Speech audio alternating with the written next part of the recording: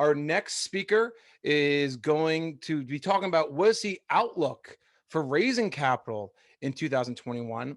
And the person that's going to be leading that discussion is going to be Matt Nordgren. And Matt has a very great and unique background. I'm very proud to say I've been an investor judge with Matt Nordgren several times. I've actually met with other people that he's actually mentored as well too in the industry. So John really is, I'm sorry, Matt is really someone that you really want to pay attention to. So with that being said, Matt Nordgren is actually currently the CEO and co-founder of Arcadian Fund and Arcadian Capital Management, which is a venture capital / private equity strategy focused on ancillary services, providing companies in and around cannabis and the hemp industry. Some unique facts about Matt is he actually received his education from the University of Texas in Austin. He also played football at the University of Texas for the Texas Longhorns, and he was a quarterback on the national championship winning team. And what's really cool and unique about Matt is that he was able to actually take a lot of those skills that he learned and developed while at the University of Texas, and he was able to implement that throughout his lifetime and also into his core business philosophies. While playing football on a scholarship at the University of Texas, Matt, he's also a very smart man too. He not only graduated with one, but with 2 degrees within 4 years, and was also accepted into and pursued a master's degree at the University of Texas.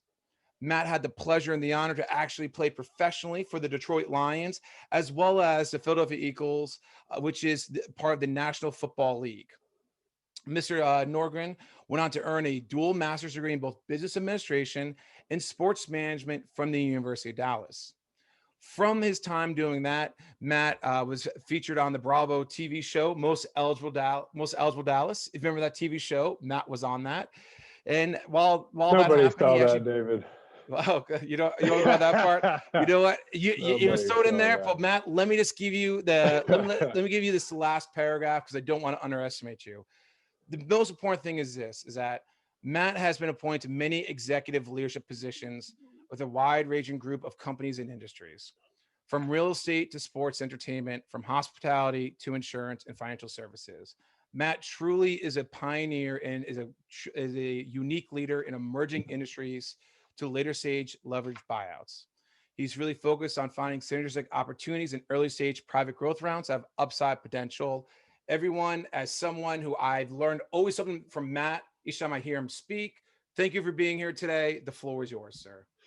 Well, hey, thanks, David. Hang around too, man. We can talk through things you think are important. It seems like a lot of folks are on here, so really glad to have the opportunity to share some of our thoughts. That introduction makes you feel old, but those of us in the cannabis industry, I think, but you hear people talk about it like dog years. It feels like 7 years per year, and just because of all the things that happen and how quickly things change. And for those of you and those of us that can solve that problem and continue to pivot and grow with it, you're able to build a real nice barrier to entry, because those institutionals that are starting to look at this today, and let me just tell you, the conversation has changed. It's changed definitely. It definitely changed after January 6th. And then in the South, they needed to see a little more. And after Biden took office, it was apparent to the institutionals. The conversation changed. We had been fighting that battle for many, many, many years. The reason we built Arcadian the way we did, was to essentially be able to call it an Andreessen Horowitz of the botanical wellness space. But ultimately, that to break down glass ceilings and open up the industry's resources to these large institutionals, you have to check a certain amount of boxes. And, we really wanted to keep our eyes focused on the ancillary market, because we know that if you can prove performance and build multiple funds and have exits, that there is, if timed right, the ability maybe to access institutional capital that is very, very, very large. And frankly, we feel like we have a responsibility to the industry to do that. And we're only as good as the companies that we invest in are. And so, fortunately, these companies are really good right now. 62% growth last year. Are you kidding me? People keep asking all these questions. What's going to be driving the market? Safe Banking Act now, and this and that. And how about quarterly earnings? Okay, and those aren't going to stop. And now Mexico's in fully, and a lot to tell you about there. Can't go into great detail, but some really exciting things are happening in that market. And so, potentially with, I don't know, you could argue we're still in a bull market. I mean, even through coronavirus, to be frank, is there a bear to come? I don't know. It's the longest cycle ever, probably. Can interest rates be like this always? I don't know. Are tech companies a little bit overvalued? I mean, if you take the top 5 to 7 companies out of the equation last year, the FANG stocks, most people's, the major allocators returns are more like 7%, just with 5 or 7 companies taken out. And then if you go a little deeper and take the top 30 companies out from a return standpoint last year, most allocators on average are going to be in the negative. And so there really is a bear there. And these top 7 companies can't quite possibly do what it looks like. And so I think when you see markets start to change, on top of the fact that cannabis is this commodity like industry that has tech and biotech type returns. I mean, how often does that happen? The cash that these large, multi-state operators are generating, the companies that service them, the strength of this category and servicing this category, the complexity of it, the barrier to entry that we talked about earlier. It's just getting really exciting. So Matt, let me ask you a question, just because it's really hot for the last few days, and you may not have an answer, but I think a lot of people want to hear your response. So, for the outlook for raising capital, what do you think the effect of the PACT Act is going to have on the industry? And for those that aren't familiar, the PACT Act is the one saying that the United States Postal Service can't send anything in the mail with the vaporizer products, e-cigs, and it has some people concerned about that. And there's still a lot of gray area, and I know it's very raw, Matt. But as someone who invests, as someone myself who invests, how do you think it's going to really change the outlook for the next maybe 3 to 6 months with that? Yeah, see, the trend is so big, though. Think about the cannabis industry is probably the greatest opportunity in the history of consumer ingredients. Potentially, it's the most dynamic, the most complex, and at the molecular level, the most interesting. For what human beings need at the cellular level. So, I could argue that if you think about the direction this industry is moving, and you look at GW Pharma with just a few FDA approved drugs, sell themselves for what, 7.7 billion to Jazz Pharmaceuticals the other day. If you've got biotech IP and you're in phase 2 clinical work and getting into phase 3 and you're about to come and replace opioids, there is a part of this industry as an ingredient set that is so big happening that does it matter if the Postal Service can't send vape pens? I mean, there's so many tailwinds in so many categories. Can we, be better served to understand some of the things and the road bumps that'll happen? Yeah. And for the last 10 years, we've all been doing this. They continue to come, but we just keep going right over them. And it's because it's so strong in so many areas. The byproducts from hemp, a half a Home Depot in 10 years will probably be hemp fiber somewhere. So do they care about it? All these things are important, but what we have to understand is the big picture. And the big picture is so strong.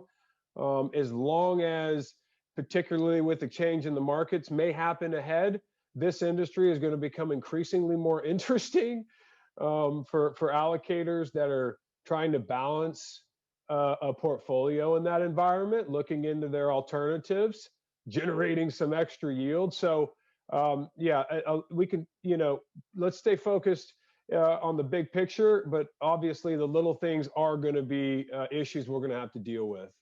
And I appreciate you saying that, Matt.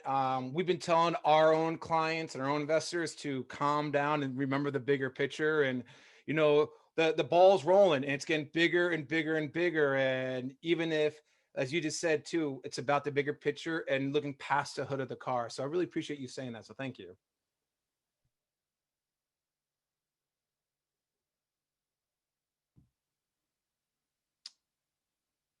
Still there, Matt?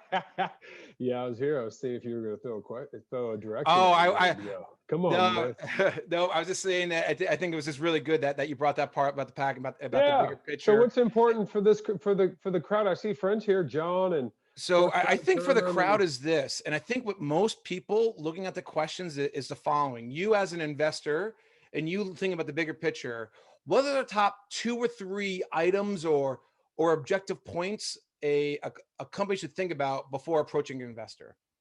well, first and foremost, try to understand who it is you're talking to. Nothing drives an investor more crazy than if you figure out how to get into a conversation about, educating an investor on the story, and then only to realize that you don't even come close to meeting the mandates of what they're trying to do. Instead, it's hard enough to get that call. So make sure when you get on the phone and you're having conversations with people that could provide you resources, that you do as good a job as you can to understand who they are, what position they may be in. So that will give you an advantage because then you can speak to the most likely scenario for you guys to align. If this is a late stage growth equity investor, for example, I mean, you're looking them up and you can get information to see they're doing these big, late stage equity deals. Then you go into the conversation, say, hey, I'm glad to be on the phone with you. From what I can tell, we might be a little bit early, but maybe not. I mean, maybe you, but we love the type of stuff you're doing. We see this deal that you did. What were you thinking there? And then here's how we fit in and so I think that's something that I really want to make an emphasis on is just doing the extra work.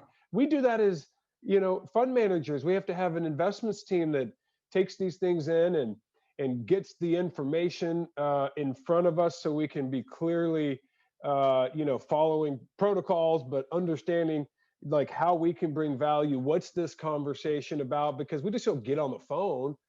Preparation. So you asked for 3 things: preparation, execution, integrity.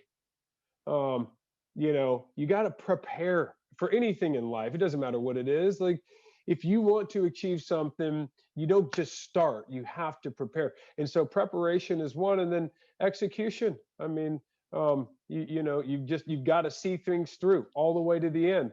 And then I think the one that a lot of people don't talk about, but something we look for, and there's ways of doing it, but integrity, because it's just not worth doing business with people that are going to make things not fun, because this is so much fun. We'd rather not do business and make money with someone. There's too many places to make that happen now. And so integrity.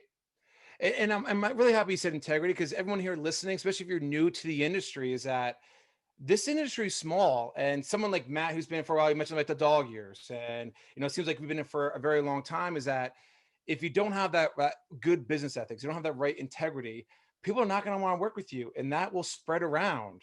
And a great example is there's a deal that was brought to us that was turned on by 2 other people, and we already knew about it ahead of time because of a pain, and how much of a pain in the butt they were, and how they really didn't have good business ethics. And I'll take another step on what Matt said. And Matt, I'd love to hear your feedback on this. And we have about 8 minutes left. You talked about preparation. You talk about how, hey, you're not going to get on the phone right away.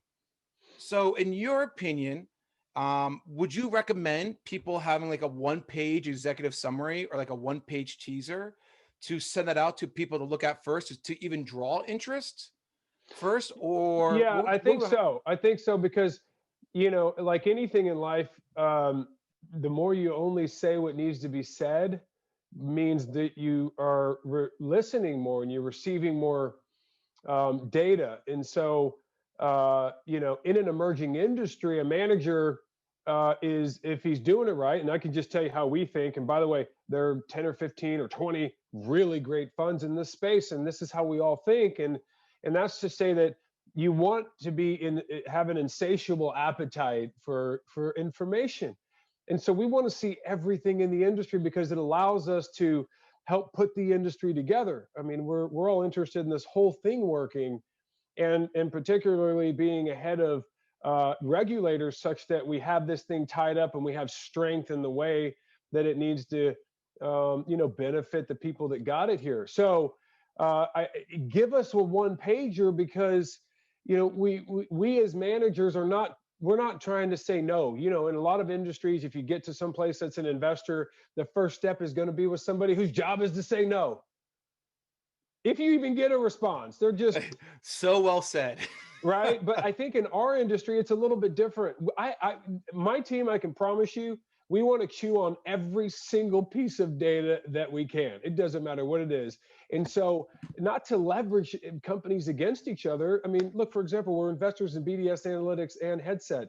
The fact that you can invest in the two leading data companies in the space speaks to your character. They understand that we use information properly and only for the benefit of everybody. And so, if you give us just the information that we need, okay, we want to understand the business.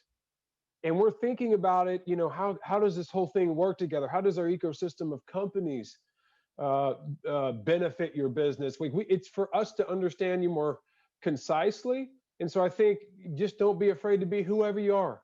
There's only upside. So just be the business you are, present, the information in a very concise way, because we actually in this space really want to see it all. But it's sometimes discouraging when things come in and people are trying to be overly salesy and you can't really see what's what, and they're just trying to get on a call, and you're like, friend, I do want to get on a call, trust me, we do, but can we be a little smarter about the business before we get on a call? It's just better for everybody. It's so busy, let's be efficient. So yes, just get us, break it down and take steps with it's us. so well said. And not to date myself, we tell our clients it's like the old song by CNC Music Factory, things that make you go, Your one-page teaser should say to someone like us, this looks interesting.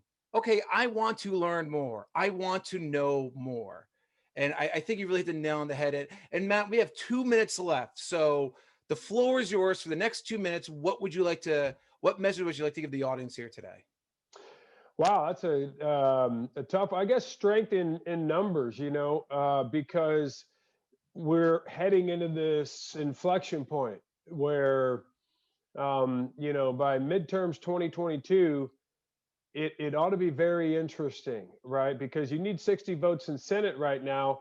You definitely want to have the visibility to get something on Biden's desk, before going into the midterms, understanding, okay, what states are important, by the way, because those state senators, depending on what they run on, then if that state, is a positive state, whether Republican or Democrat, it comes with 2 votes, okay, in the Senate. So every state is equally important as the next because of those Senate votes.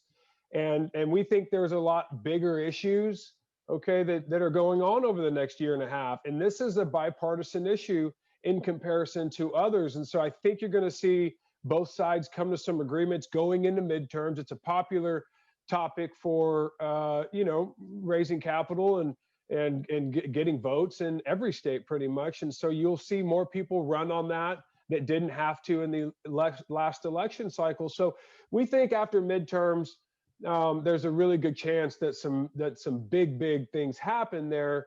In advance of that, banking will probably happen, some other things, including quarterly earnings. And so I think the reason I tell you that is because it's time for us to be thinking work together. Yep. It's like if you watched Game of Thrones or something, it's like the Night Walkers are coming. Okay, it's inevitable. And if you don't all come together as kingdoms, it'll be much more difficult. But together, it's a great victory, and I hope that Arcadian can be a part of that. Visit our website. Hope we can talk to you soon. But God bless you.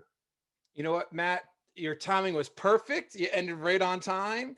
Thank you so much, everyone. If you have any other questions, please reach out to to Matt directly. Please, he'll put his contact information in there. Also, to really pay attention to what he said. You know, you need to prepare ahead of time. Okay, work on that one-page executive summary, because I'll tell you right now, if you have that one-page executive summary, you're going to open up a lot more doors than sending out your 30 or 40-page pitch deck. Because myself, I'm sure Matt and other investors here and other from other funds will get sent all these decks, and we're like, it's 30 pages. Just give me the one-page summary. Let's make this more simplistic. So, so Matt, once again, thank you so much.